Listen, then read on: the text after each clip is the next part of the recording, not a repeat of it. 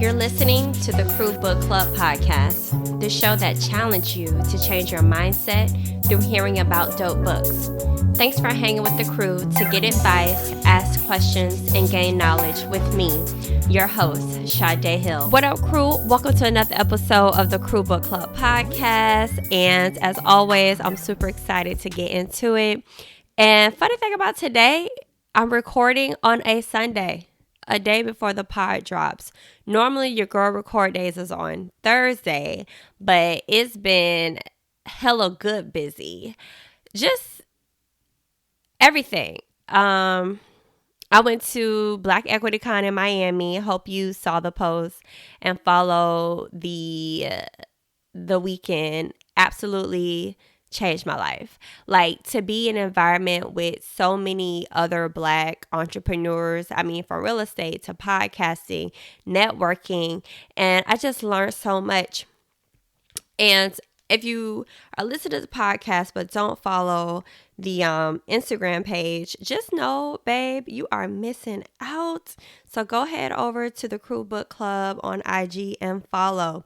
Let me tell you this. I won't take too much time to dive into the entire weekend because that could be a whole nother conversation in itself.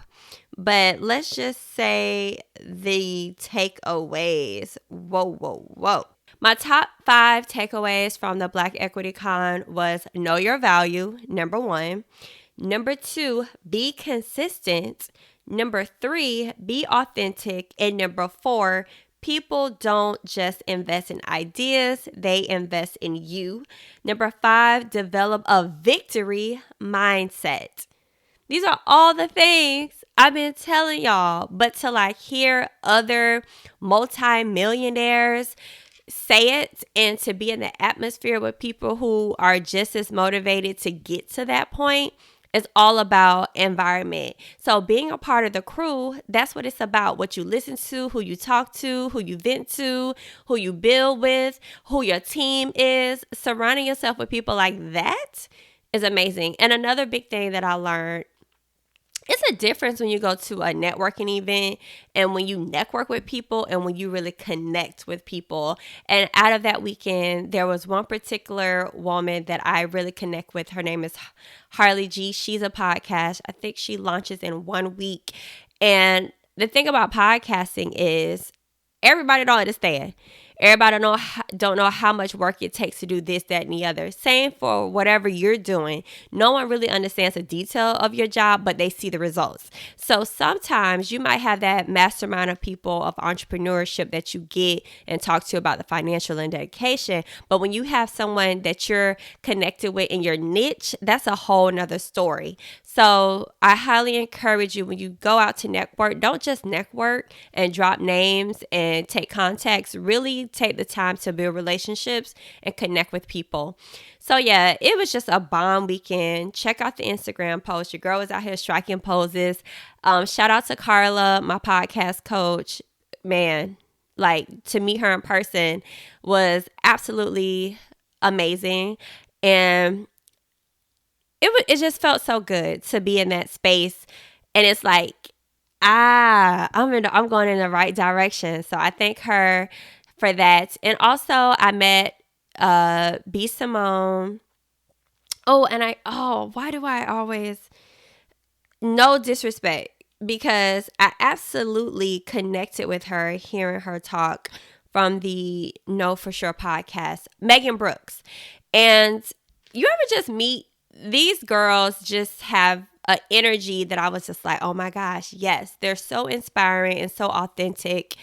And I was just in awe being part of their live recording, their live show at the Black Equity Con. So shout out to the creators of that and putting on a really dope event. So what else? There's so much that I'm challenging myself. And I feel like this is the year of being uncomfortable, of going to the next level. And I think I talked about this on the pod before. I did 75 hard 2 years ago, and that was the thing that catapulted because I was so sick and tired of being sick and tired. This year, I feel like it's a staple piece of staple piece in my life of being part of the Black Equity Con this weekend and being in that environment is going to be the next pivotal moment that's going to take me, which results into you, the crew, going into a higher trajectory. So look out. A lot of things are going to come your way. So continue to tune in to the Crew Book Club podcast and watch us grow. All right. I know that was a lot of intro, but that was really how I was feeling. So first of all, let me back up. Did I even say it? What up, crew? What's good? And how are you all feeling today? Not yesterday. Right here in this present moment, how are you feeling? Because I want you to really listen and take in the things that you are experiencing at this moment. If you say, well, girl, I don't want to remember the stuff I'm experiencing right now. No, remember, but don't dwell. Because sometimes we got to look back and be like, look where I came from, to show gratitude and appreciate where we are today. All right. So I hope you're feeling good, feeling great. And if not, hopefully after listening to the pod, you are in a more positive mindset. All right. So we are jumping into chapter 5 and chapter 6 of our book, Atomic Habits by James Clear. And chapter 5 is titled The Best Way to Start a New Habit. And chapter 6, Motivation is Overrated. Environment often matters more. What a perfect time to talk about our environment, especially because I just talked about experiencing that at the Black Equity Con. So I can't wait to next year for that. And if you want to go when they host the next one, reach out to me in my DMs and maybe we can set up like a crew takeover or something. Like, that's how on 10 I am. So if you're interested in doing something like that where we book hotels together and we really make this a crew thing, DM me and let's see what's popping. All right. So before we jump into chapter 5 and chapter 6 of Atomic Habits, let's get into who gonna check me, boo. God is, and he is always checking us, which we love a good check because checking us keeps us in line with what he wants us to be doing. And it's so dope. I was in church today and my pastor was preaching and he just made this thing like, he preached from Leviticus chapter, Jesus, I can't even think of it. Darn it. But he preached and it was in Leviticus talking about the incense and how back in the Old Testament, the preacher was the only one who could have a direct connect to God, right? He would have to go in this veil, in this room, drop the veil, light the incense, the smoke kind of goes up into God, in the atmosphere of God, and God answered those particular prayers from the direct link to the priest or minister or whatever you want to call it. It's like the incense doesn't have any effect until it's caught on fire and connected to God. And I was just like, yes. So think of it like we're the incense, and think about an actual incense. You can smell it, but it's not really effective until it's lit. You can have all the ingredients, but until that incense is lit, you're not going to get the full benefit. So we're the incense. God is the fire who's going to push us to be lit until our next level. And the sermon title was Lift It Up. So check out that sermon. That should have been in there. Yes, that's the whole check me boo right there in that moment. But this particular check me boo came from the new devotional journal that I discovered. I don't know how old this book has been out, but it's new to me. It's called 100 Days of Joy and Strength by Candace Cameron Bru. I was inspired to get this because I enjoyed the Marshawn Evan Daniels. And I was like, oh, I want another 100 days. And this is the one that I found on Amazon. I'll have the link as well in the show notes. And day 9, think of these things, was the scripture Philippians chapter 4, verse 8. Whatever is true, whatever is honorable, whatever is just, whatever is pure, whatever is lovely, whatever is commendable, if there is any excellence, if there is anything worthy of praise, think about these things. Okay. The key points in the journal was, to me, what's holding you back? Is it fear, a lack of motivation, of lack of information, or how to reach your goal. Bring God into the fight with us makes fear start to fall away. As for motivation, why not try putting mindfulness to work for you after you've done something consistently, all caps? Ooh, yes, you know how good it feels and how beneficial it is for you.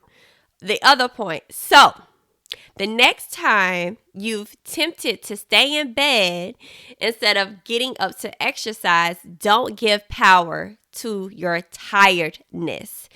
And I'm going to take the exercise out of it. The moment you don't want to put any more into yourself, the moment that you don't want to put any more into your busyness, don't let the power of your tiredness keep you from your destiny, sis. Okay? Okay. We on the same page? Have you been checked? If you've been checked right now at your desk, at your car, wherever you listening, just say amen. Amen, sis. Okay?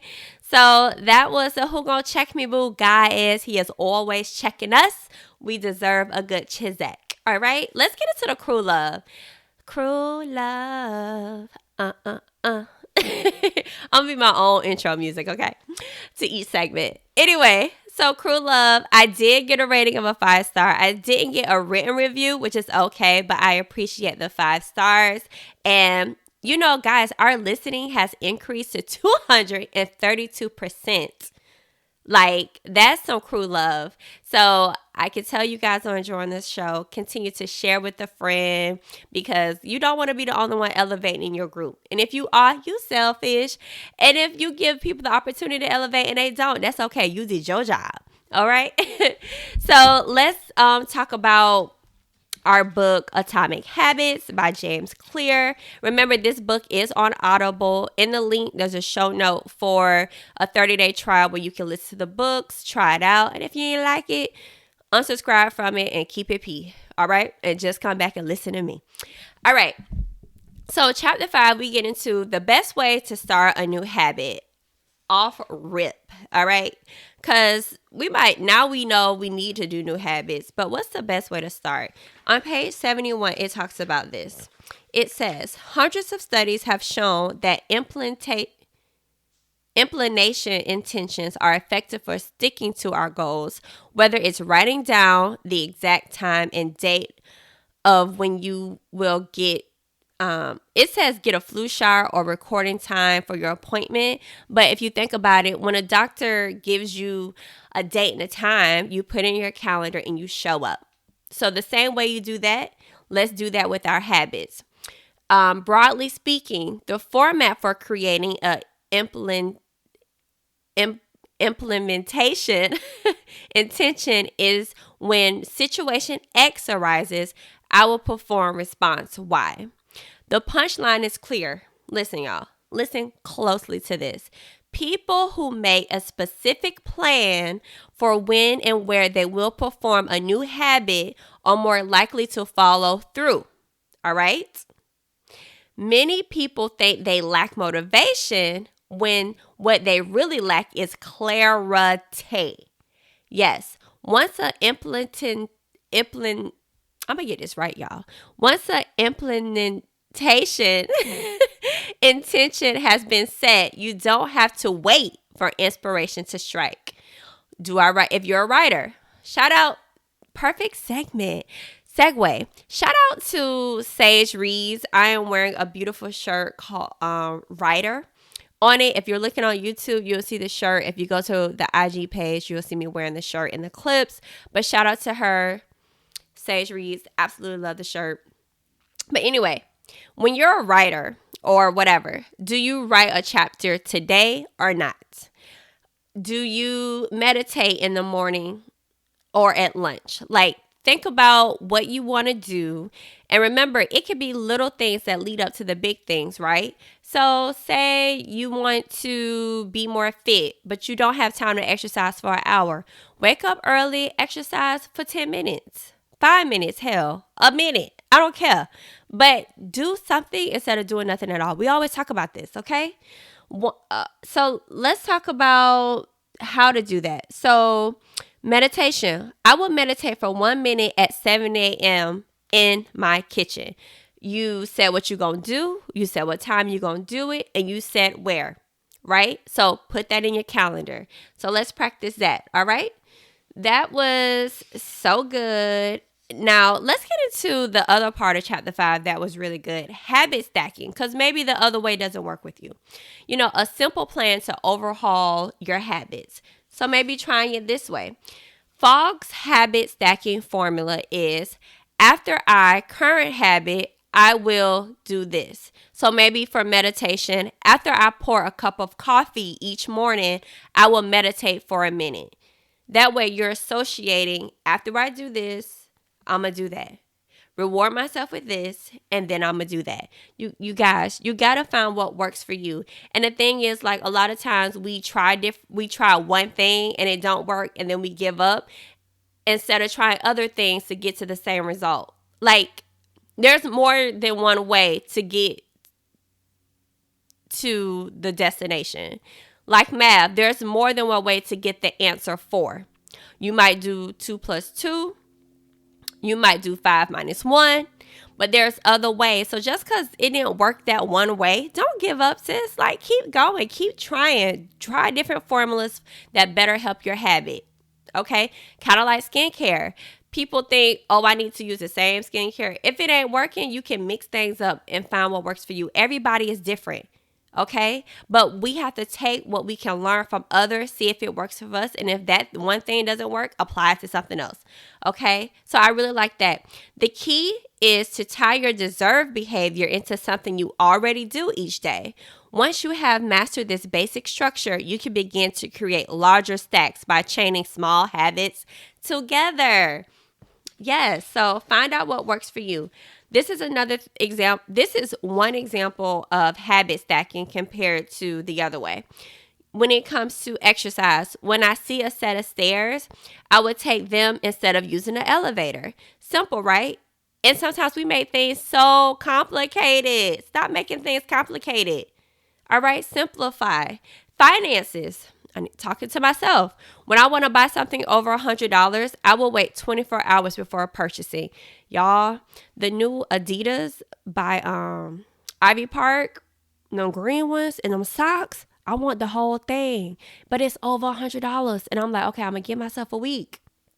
And if I still like them things, I don't know, I just might. But I'm really trying to do some other things. So I'm like, okay, that is not important, Sade. Focus on the goal. All right. But if y'all feeling it, y'all know where to find me if y'all want to gift your girl something. All right. All right. So back to the book. I'm getting off track. No matter how you use this strategy, the secret to creating a successful habit stack is selecting the right cue to kick things off. Unlike implementation intention, which specifically states the time and the location of given behavior, habit stacking has the time and location built into it. I don't know if I said that other word right, but I'm pretty sure somebody will correct me, and that's okay. But we're going to keep it going anyway. All right. So one way to find the right trigger for your habit stack is to brainstorming a list of your current habits. You can use habit scoring from the last chapter. You remember the challenge of the week from last episode 26, I promise you, and how we wrote down positive and negative habits that we have. Take those negative habits and attach it to a positive habit. So after you might eat that McDonald's that you wasn't supposed to eat, go for a 15-minute walk. Okay, so start associating things like that. Give it a shot. Let me know how that works. All right, so that was the key ways to me to start a new habit that stuck out in the book that the author discussed. So let's get into chapter 6. Motivation is overrated. Environment often matters more. Check this out. Everything is strategically placed when you shop. I was a visual merchandiser for Nordstrom, so I know. And in the book, it talks about this. There was this Dr. Thorndike, the physical PCP doctor in Massachusetts, and she believed she could improve eating habits of thousands hospital staff and visitors without changing their willpower or motivation in the slightest way. She didn't even plan on talking with them. So she designated water placement in the cafeteria. On page 81, she talks about it. You can read it in the book. And she had it in different places. Instead of just having it in one place, she decided to put these baskets of water in different locations where people check out, walk out the door, by the tables. And little do you know, people start just automatically picking out the water. Now, this works both ways for positive and negative habits. So if you're going somewhere, maybe avoiding driving by the shopping center that you like to shop at so you won't trigger yourself to go shopping. Or maybe the placement in your refrigerator. Instead of putting all the sweet stuff and junk in the front, put all the fruit and vegetables and let those be the first options that you see. We got to do what we got to do to create these new habits. And if you're not willing to sacrifice or spend extra time to create those new habits, you ain't ready. And if you ain't ready for that, you ain't ready for the other thing that God has in store for you. Okay? Because you can't handle the little stuff. All right? I hope you got checked in that moment, because I felt like I was talking to myself. I had to look in the camera for that one. Okay. But anywho, so on page 82, she says, people often choose products not because of what they are, but because of where they are, right? We went over that. And this is another example. We like to think, this is another point. We like to think that we're in control if we choose water over soda. We assume it's because we wanted to do so. But the truth is, however, that many of our actions we take each day are shaped not by purposely drive and choice, but by the most obvious option. Yeah. For this reason, a small change in what we see can lead to a big shift in what we do. Yes, I lost my words because it's so true. Sometimes the most obvious options we avoid. Even with our walk in Christ, it's like, oh, just talk to God and pray. We be like, but that sounds so or like the story in the Bible where I can't think of the chapter, but when God was like, well, just take the mud and rub it on your eye. It's like, ugh, you want to put mud in my eye? You really need to go to every doctor, pay all the money, but God done told you, just pray, take the mud, rub it on your eye, and you can see again. But no, we do everything else, and sometimes it's just the obvious choice. Don't overthink it, okay? So I really liked how they talked about environments and things of that way. And it's also think about just being around people, the environment that you're in. You might have all the willpower that you think, but if you're one out of the 5 people in your group who don't curse and everybody curse and everybody not doing what they need to be doing and talking about things of not elevating and things like that, sooner or later, you're going to fall short into that. So be careful who you surround yourself with when you're rebuilding who you need to build. All right.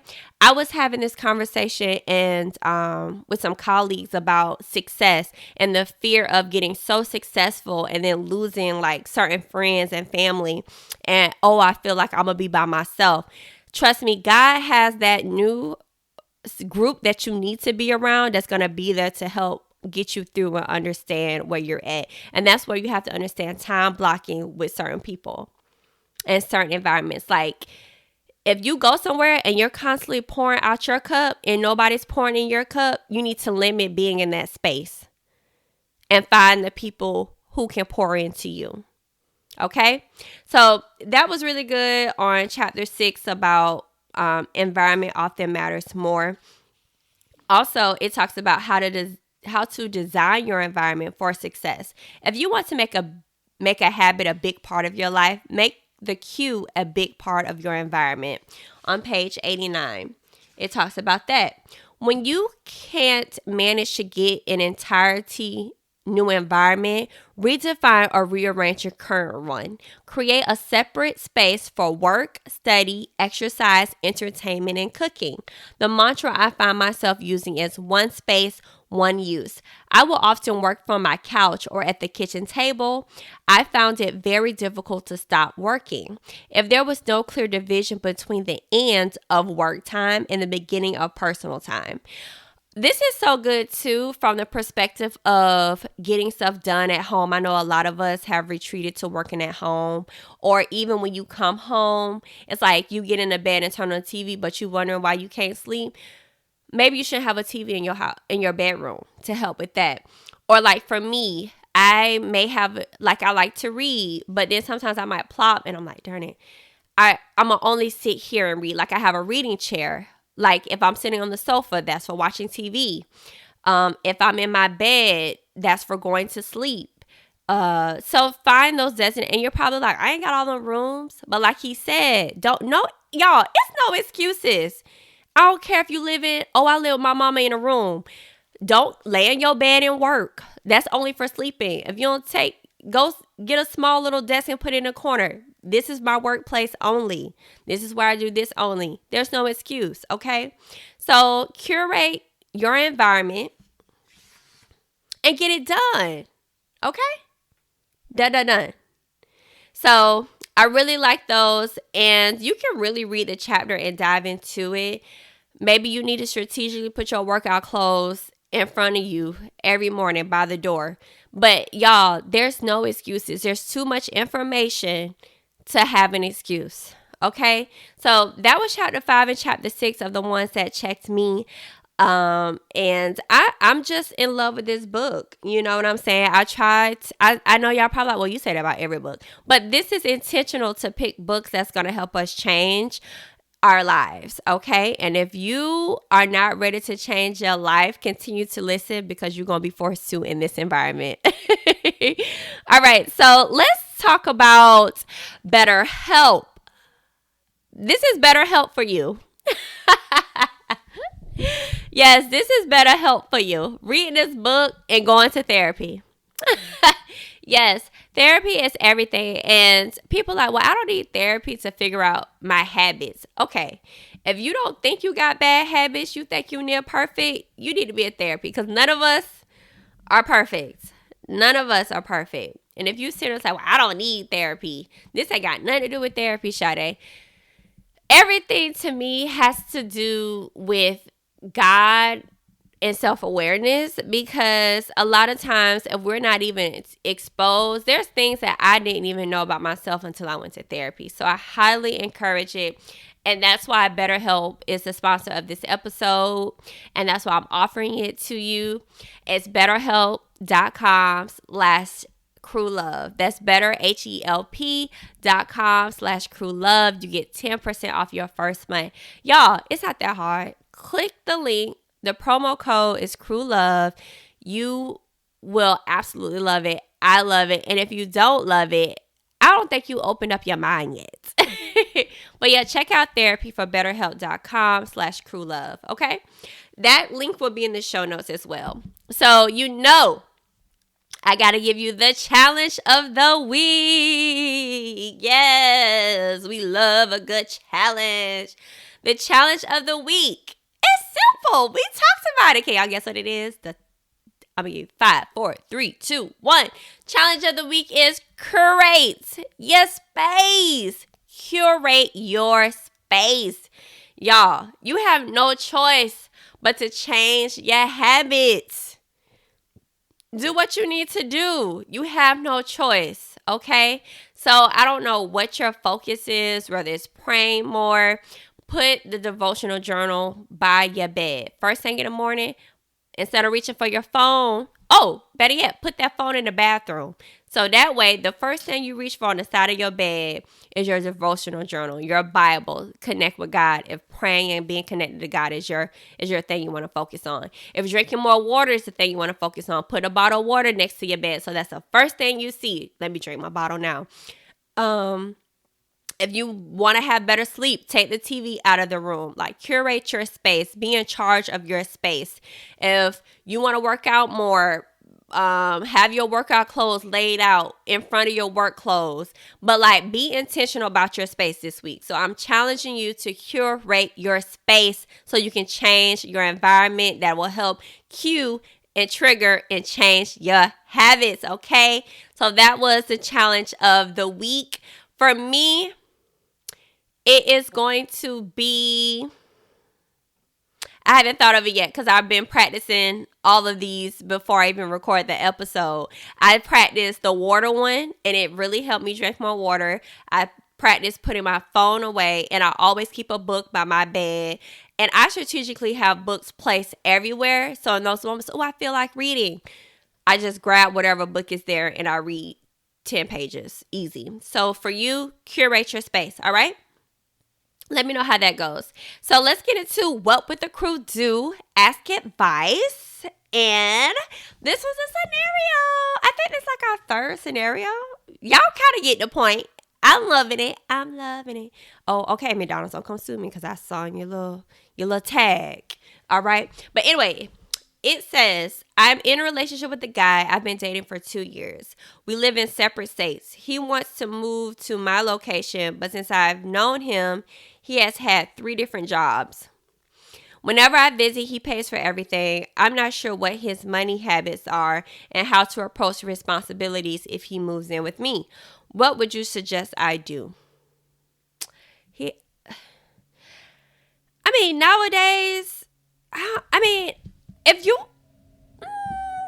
3 different jobs in how long?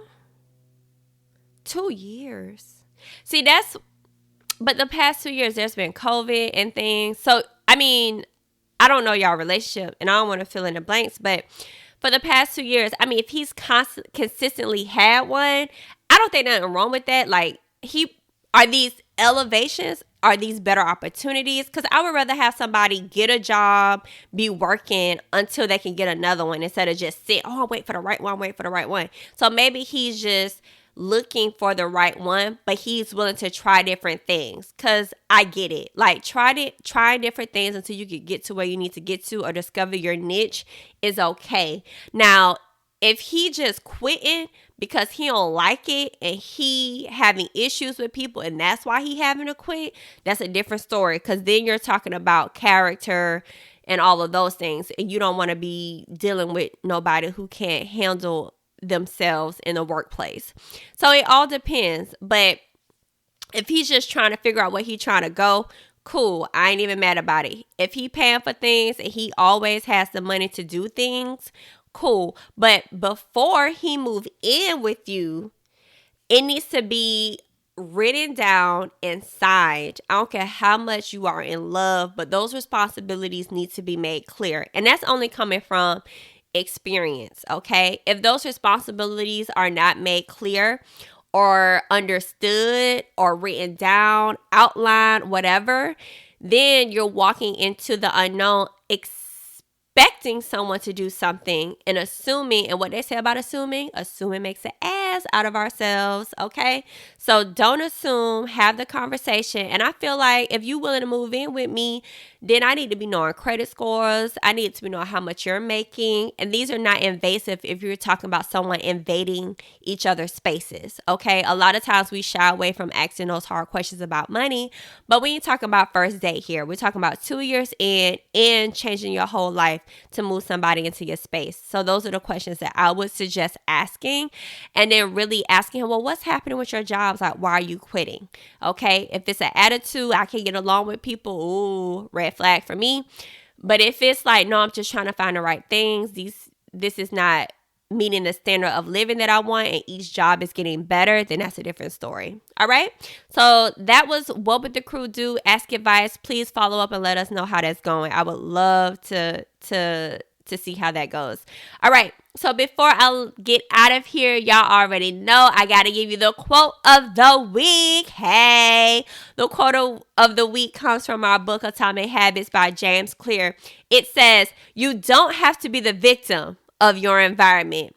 You can be the architect of it. Yes, y'all. Let's curate and build our environments to have better habits and better lives. This is your girl, Sade, checking out from the Crew Book Club podcast, and I will see you all next week right here. Hey, want to be a part of the crew? Hit that follow button so you'll never miss an episode. And while you're at it, I would appreciate you showing crew love by rating the show on iTunes and Spotify. Don't keep all this goodness to yourself. Share and tell a friend so your whole crew can be growing with you. Let me be the first to tell you, welcome to the crew.